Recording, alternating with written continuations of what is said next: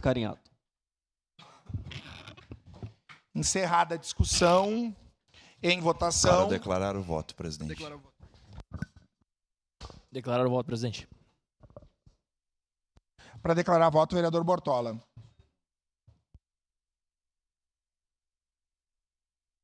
Senhor presidente, senhoras e senhores vereadores, então aqui, obviamente, meu voto é sim a criação da frente parlamentar, e aqui eu quero trazer um fato bem, Pode declarar o voto, bem senhor interessante, presidente. que é referente à fala de alguns vereadores quanto a um helicóptero, né? E dizer que vamos aproveitar a expertise do secretário adjunto Coronel Luiz, que, à frente do Comando Geral do Bombeiro, ele teve o poder de convencimento junto ao governo do Estado, ao governador, e adquiriu a primeira aeronave do Corpo de Bombeiros.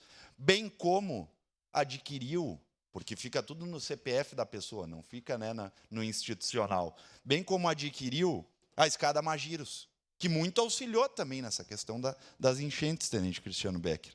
Então, é bastante importante a gente trazer esses fatos, e junto com essa frente parlamentar, o vereador Wagner Petrini estava falando anteriormente, para que a gente se some, e junto à Casa Legislativa como um todo, para que a gente consiga ter esse poder de convencimento junto ao governo municipal, para que a gente consiga adquirir recursos humanos e materiais, para que sim a gente consiga contemplar e resolver todos esses problemas e trabalhar justamente com a prevenção nessas situações em específica. E aqui também, mais uma vez, quero parabenizar o coordenador, Tenente Armando, porque existe o Sistema Nacional da Defesa Civil, que é o S2ID, né? Sistema de Informações.